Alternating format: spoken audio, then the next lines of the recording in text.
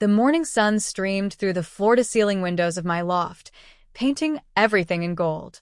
I ran my fingers over the smooth silk of my blouse, the one I only wore for important calls, and for a fleeting second, I allowed myself to feel the weight of how far I'd come. My studio smelled faintly of oil, paint, and espresso, a comforting chaos that reminded me I was exactly where I was supposed to be. And then my phone buzzed. A message from my mother. "We're coming to visit. Can't wait to see how you're doing." I smiled, though not warmly. Memories of the last decade flashed. Every dismissive comment, every sigh when I mentioned art as a career, every moment they assumed I was scraping by, living paycheck to paycheck. They never knew the half of it. I leaned against my drafting table, listening to the soft hum of the city below, the faint clatter of a delivery truck. My heart thumped in that quiet way that meant anticipation and caution were intertwined. Would they see the woman I'd become? Or would they still see the struggling girl they'd underestimated? I took a slow breath, letting the sunlight warm my face. It felt good to know that, for the first time, the truth would speak louder than their assumptions. I remember the day I decided I couldn't wait for anyone's approval. I was 22, sitting cross-legged on the hardwood floor of my tiny apartment, a stack of canvases leaning against the walls like quiet witnesses. My mother's words from that morning still echoed in my ears. "Art won't pay the bills, Maddie. You need a real career, not fantasies." My hands shook as I gripped the sketchbook in my lap. The lump in my throat made it hard to swallow. I wanted to scream, to tell her that my dreams weren't fantasies, that the hours I spent painting were more alive than any desk job could ever make me feel. But instead, I bit my lip and nodded, hiding the fire in my chest. It was my grandmother who finally broke through the doubt that seemed to suffocate me. She'd handed me a small, worn paintbrush, the handle polished smooth from decades of use. "Madeline, don't let anyone define your worth. Paint your life, even if the world doesn't understand the colors you choose," she said, her voice trembling but firm. That night, I stayed up until the city lights blinked like distant stars outside my window. I sold my first piece at a tiny gallery downtown, the buyer an older woman who smiled and told me she saw something rare in my work. For the first time, I felt a spark of proof, not for my mother, not for anyone else, but for myself. I packed my meager belongings, leaving behind a room that had been filled with expectations I could never meet. Every step away from home was heavy with fear, but also electric with possibility. I didn't have much money, or connections, or assurances of success, but I had my brush, my vision, and the determination to make them see, eventually. That was the moment I chose independence. Not out of anger, but out of necessity, to honor my own voice, to prove that living true to myself was worth the struggle, even if the world didn't believe in me yet. The first few years were grueling, more silent battles than public victories. I moved into a loft that barely fit my canvases and a small cot, working odd jobs during the day to pay rent, painting at night until my hands ached and my eyes stung. Every rejection letter from galleries or whispered doubts from industry insiders felt like a weight on my chest, but I clung to that paintbrush my grandmother had given me like a lifeline. Then, I met Claire Donovan. She was a gallery owner, fierce, unapologetically successful, and she saw something in me that I was only beginning to recognize myself. Claire didn't just admire my work, she believed in it. She taught me about networking, pricing, and the subtle art of presenting myself without selling my soul. Under her guidance, I learned to fight for space in a world that often underestimated young women like me. There were nights I wanted to quit, when self-doubt gnawed at me and the loneliness of hiding my struggle felt unbearable. I poured every ounce of myself into my work, learning not just how to paint but how to run a business, negotiate, and claim the life I wanted. My first big client was a small boutique hotel chain looking for local artists.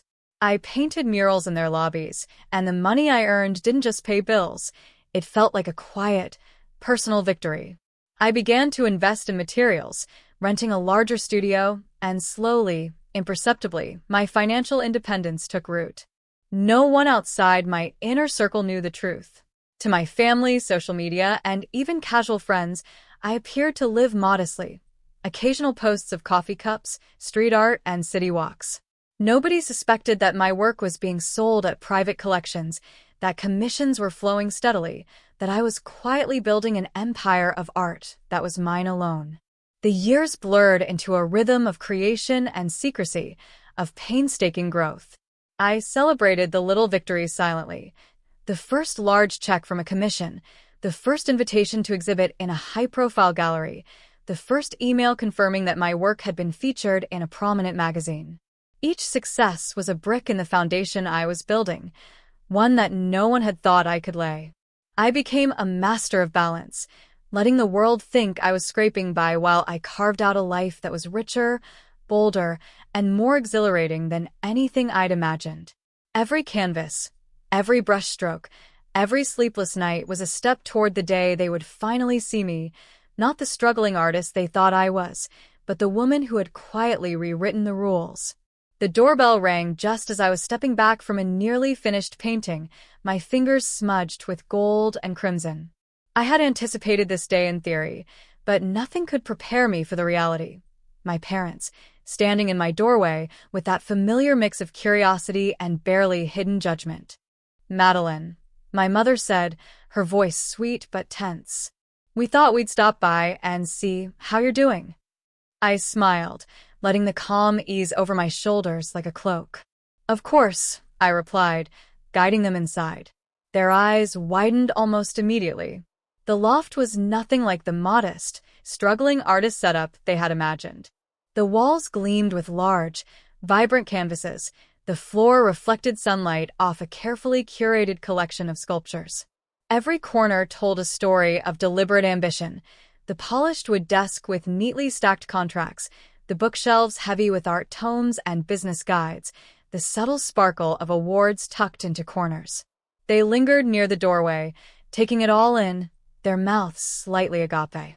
I let them absorb the space, the transformation, the quiet power radiating from it all, before I spoke. "I know you probably imagined I was struggling," I said slowly, letting each word land. "Living paycheck to paycheck, unsure of the future. But this," I gestured to the studio, "my paintings, my work displayed like a gallery curated by my own hands, this is the result of years of dedication, discipline, and choices I made on my own." My father's brow furrowed. We didn't realize." "You didn't have to," I interrupted gently. "You didn't believe in me, and that's fine. I didn't need your validation. I needed myself." I handed them a tablet. On it were images of private exhibitions, commission emails, and finally, a screenshot of the Forbes feature that named me among the top emerging artists under 30, complete with net worth and gallery ownership. The silence was thick, heavy, almost sacred. My mother's hand flew to her mouth. My father's eyes darted between the images and me, disbelief etched across his face. Shame, guilt, amazement. Every emotion played across their features in rapid succession. "Madeline, we had no idea," my mother whispered, voice trembling. "We thought you were just scraping by." I smiled softly. I was surviving, yes, but now I'm thriving, and I wanted you to see it with your own eyes. I watched them walk slowly through the loft, lingering over each canvas, each sculpture, as if trying to absorb years of hard-won success that they had doubted. Every glance, every whispered word, told me that the world they had imagined for me, one of struggle, limitation, and doubt, was gone. This was my moment, the culmination of years of quiet, unseen triumph. I didn't rush to justify or explain every step. They would come to understand, eventually. For now, I let the truth stand on its own, radiant and undeniable. My parents stood in the center of the studio as if the polished concrete floor had turned to glass beneath their feet. For the first time in my life, it was their turn to tread carefully. I set down my brush and wiped my fingers on a linen cloth, letting the silence stretch until it settled into something almost reverent. When I finally spoke, my voice was even, warm, but unmistakably firm. "I didn't invite you here to gloat," I began. "I invited you because I need you to understand what it took to get here, and what I need from you if we're going to have a relationship that's real. My mother's eyes softened, the sharpness in her posture melting into uncertainty. Madeline, she said quietly, we never meant to hurt you. I nodded, acknowledging the sentiment without letting it wash away years of doubt. I believe you. But meaning well doesn't erase the words that cut me down when I needed you to lift me up. If we're going to move forward, I need a few things from both of you.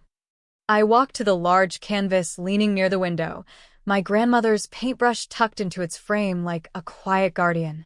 First, I said, tracing the worn wood of the brush, respect my work, even when you don't understand it. I won't explain every decision or justify every risk. Respect is enough.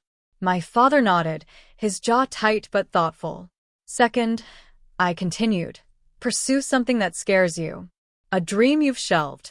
Maybe it's a class you've always wanted to take, or a trip you've been too nervous to plan. You always taught me to be practical. Now I'm asking you to be brave. My mother's brow furrowed, but then she exhaled, as if the challenge touched something deep and unspoken. And finally, I said, my voice softening, let's start again without the weight of old expectations. No more measuring my worth, or yours, by traditional success. We can rebuild as equals, not as parents who doubt and a daughter who proves. For a heartbeat, the only sound was the city traffic far below and the faint hiss of drying paint. My father stepped forward first. I can do that, he said simply. My mother reached for my hand, her touch tentative but sincere. So can I. I felt an unexpected swell of compassion, stronger than anger, steadier than pride. They weren't perfect, neither was I. But here we were, standing in the life I had built, with new terms that finally felt like ours. Weeks passed, and something subtle shifted. It wasn't dramatic, a series of quiet gestures more than grand apologies. My mother began sending photos of small watercolor sketches she practiced in the evenings, timid lines that grew bolder each week. Nothing compared to yours, she wrote in one text, but I could almost hear the pride trembling beneath her modesty. My father, who had spent decades measuring life in paychecks and quarterly bonuses, started planning a long-postponed road trip along the Pacific coast. He sent me a snapshot of the map spread across their dining table, dotted with notes in his neat handwriting. Your challenge accepted, he said when we spoke, a trace of excitement in his usually measured tone. One Sunday, they came to another of my gallery openings, not as skeptics but as guests. I caught my mother studying one of my larger pieces, a swirl of blues and copper, her head tilted in quiet concentration. When our eyes met, she smiled, not the polite smile of obligation, but the knowing one of someone who finally sees. Later that night, as the last guests drifted out and the scent of champagne lingered in the air, I stood alone beside the painting that had started it all. My grandmother's paintbrush, still tucked into its frame, glowed softly under the track lights. I ran my fingers across the smooth, worn handle, remembering the day she placed it in my hands with the words, "Paint your life, even if the world doesn't understand the colors you choose." I looked around at the quiet gallery, my gallery, and felt the fullness of the journey settle in. The pain of being doubted, the nights of exhaustion, the years of quiet persistence had shaped me into the woman standing here now, strong, self-made, and free. The skyline glittered through the glass walls, each light a small reminder of how far I'd traveled. My heart wasn't bitter. It was steady, open, and fiercely alive. I lifted the paintbrush, held it for a long breath, and whispered the truth that now defined me. They thought I was a struggling artist living paycheck to paycheck. But my name appeared on Forbes, and it turns out the only approval I ever needed was my own.